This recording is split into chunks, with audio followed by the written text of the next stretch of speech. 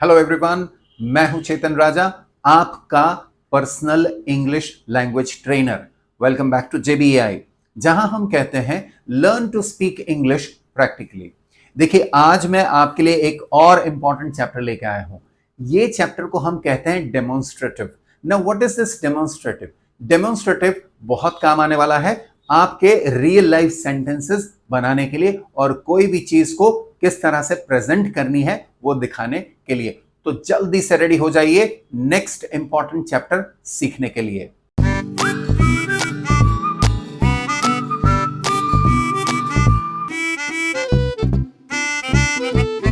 Yes, so ready हो गए फटाफट सब? चलिए, आज हम सीखते हैं डेमोन्स्ट्रेटिव। अब ये डेमोन्स्ट्रेटिव होता क्या है? डेमोन्स्ट्रेटिव सिंपल वर्ड है दिस, दैट, दीज, दोज।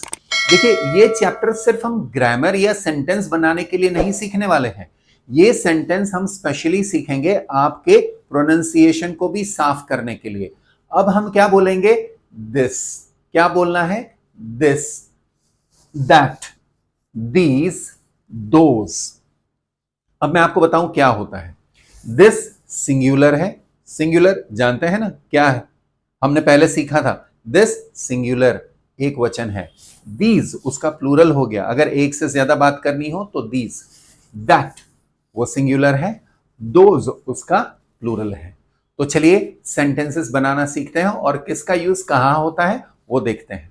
पहले हम देखेंगे this. We use this to show a near singular object. कोई चीज नजदीक है और सिंगुलर है, जिसे अगर मैं आपको बताऊं, अगर हम प्रैक्टिकल वे में बताएं तो जिसको आप टच कर सकते हैं, जो आपके एकदम नजदीक है या आपके हाथ में है। जैसे मेरे हाथ में ये माउस है तो मैं बताऊंगा यह माउस है। मैं ऐसे आपको बता रहा हूं यह माउस है, नजदीक है। सेंटेंस फॉर्मेशन ऐसे होता है, दिस इज ए और एन। अब ए और एन आपके लिए नया नहीं है, हमने पहले सीख लिया है कि कहां पे ए लगाना है और कहां पे एन लगाना है। अगर भूल गए हैं तो वापस एक बार आर्टिकल्स का चैप्टर है वो रिवाइज कर लीजिएगा। हमने उस चैप्टर की लिंक आपको इस वीडियो में नीचे डिस्क्रिप्शन में दे दी है। Let's start. This is a car. यह एक गाड़ी है। मैं एक कार के पास खड़ा हूं और उस पर हाथ रख के बोल रहा हूं ये गाड़ी है, तो दिस इज अ कार। इसलिए मैं क्या बोल रहा हूं? This is a car. This is an Apple. अगर मेरे हाथ में एक एप्पल है, मैं आपको एप्पल दिखा रहा हूं तो बोलूंगा यह एक एप्पल है, नजदीक है, मैं उसको टच कर सकता हूं, इसलिए this is an apple. Then this is a pen. अगर कोई पेन आपके पास नजदीक में पड़ी हुई है, आपके हाथ में है, तो आप बोलेंगे this is a pen. Then comes this is an orange. यह एक ऑरेंज है। तो आई होप दिस क्लियर है आपको। अब हम आगे बढ़ते हैं दैट की ओर। दैट क्या होता है? We use that to show far singular object. देखिए क्या है? फार। फार मतलब दूर है। पहले था नियर, नजदीक, जिसको हम टच कर सकते थे, इसलिए हम यूज कर रहे थे दिस। अब दूर है वो ऑब्जेक्ट जिसको आप टच नहीं कर सकते हैं, तो अपने आसपास देखिए, आपके रूम में देखिए, जिसको आप टच नहीं कर सकते हैं उसके लिए आप यूज करेंगे दैट। तो दैट इज ए और एन, राइट? ये उसका सेंटेंस फॉर्मेशन है। That is a bicycle. आज आप यहां पे खड़े हैं, अगर बाइसिकल आपसे दूर है तो आप ऐसे करके बोलेंगे दैट इज अ बाइसिकल। वो बाइसिकल है, वो हम क्या बोलते हैं? वह या तो वो।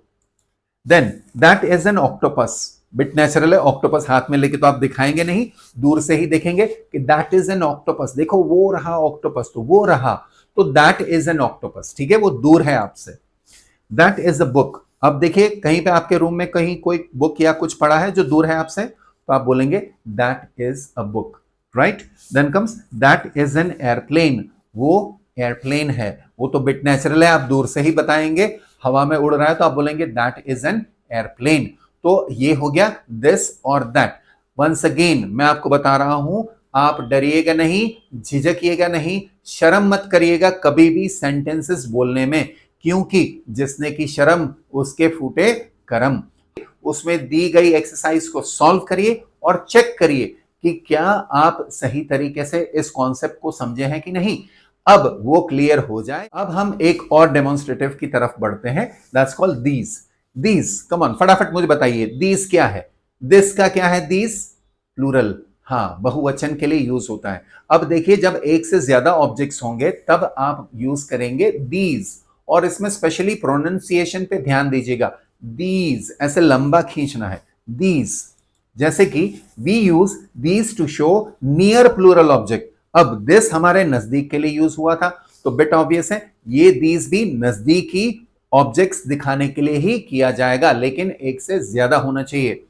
दीज आर, अब यहां पे सेंटेंस क्या आया, दीज आर।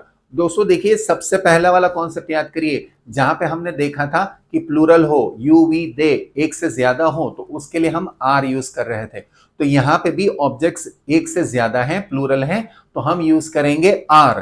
तो जैसे कि दीज आर बुक्स, ये किताबें हैं, एक से ज्यादा। देखिए आपके टेबल पे, आपके आसपास कहीं एक से ज्यादा बुक्स हैं, तो आप बोलेंगे दीज आर बुक्स। ये वाला सेंटेंस बहुत इजी है, these are books. These are pens, एक से ज्यादा पेन्स हैं, तो आप बोलेंगे these are pens. These are cards, ये सब कार्ड्स हैं। अब जैसे मैं आपको बताऊं, ये क्या है, उंगलियां हैं, तो दीज आर माई फिंगर्स, क्या है, दीज आर माई फिंगर्स। देखिए एक से ज्यादा में है, इसीलिए हम बोल रहे हैं these are. Okay, I hope it is quite clear. अब हम बढ़ते हैं एक और लास्ट हमारा demonstrative, those. We use those to show far plural objects. Again, far plural मतलब दूर है। Those वैसे ही that का plural हो गया, तो that हमने यूज किया था जिसको हम टच नहीं कर सकते हैं। अब आपके रूम में वापस देखने की बारी आई, देखिए एक से ज्यादा क्या है जो दूर है आपसे, जिसको आप टच नहीं कर सकते हैं, तो उसका सेंटेंस फॉर्मेशन कैसे होगा, those are।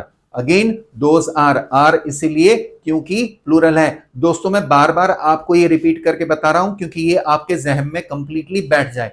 एक बार आपके सबकॉन्शियस माइंड में ये चीज बैठ गई तो आपको सोचने की जरूरत नहीं है, अपने आप इंग्लिश बाहर आएगी।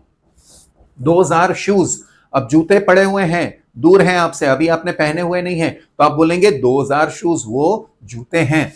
दोज आर कार्स, वो गाड़ियां हैं, एक से ज्यादा है तो रोड पे हैं, दूर है आपसे, आप इस साइड रोड के खड़े हैं, गाड़ियां उस साइड हैं, तो आप बोलेंगे दोज आर कार्स, आप उस तरफ अपनी फिंगर पॉइंट करके बोल सकते हैं। दोज आर न्यू बैनर्स, वो सब नए बैनर्स हैं, राइट। तो ये सब थे हमारे सेंटेंस, तो मैं बोलूंगा दीज आर अवर सेंटेंसेस। देखिए दोस्तों, मैं फिर से बोलूंगा, जितना ज्यादा आप बोलेंगे उतना ही ज्यादा इंग्लिश आपको आता जाएगा। अगेन, आप इंग्लिश सीख रहे हैं, इंग्लिश एक स्किल है, ये कोई मैथमेटिक्स या कोई मल्टीप्लिकेशन वाली बात नहीं है, ये कोई साइंस नहीं है, राइट। ये एक स्किल है, जितना यूज करेंगे, जितना अप्लाई करेंगे, उतना ही जल्दी आपको आएगा। चलिए, तो फटाफट अपनी एक्सरसाइज बुक निकालिए, उसमें दी गई एक्सरसाइज को सॉल्व करिए और चेक करिए कि क्या आप सही तरीके से इस कॉन्सेप्ट को समझे हैं कि नहीं। अब वो क्लियर हो जाए, फिर रियल लाइफ में आज अपनी प्रैक्टिस के लिए अपने रूम में देखिए क्या क्या चीजें पड़ी हुई है, उसमें दिस आ रहा है, दैट आ रहा है, दीज आ रहा है या दोज आ रहा है। फटाफट लगाइए और सेंटेंसेस बनाइए, क्योंकि listen and speak, listen and speak क्या हो गई उसकी, डेवलप हो गई उसकी स्पीच। ओके, तो मैं हूं Chetan Raja, see you in the next lecture. Thank you. Bye-bye.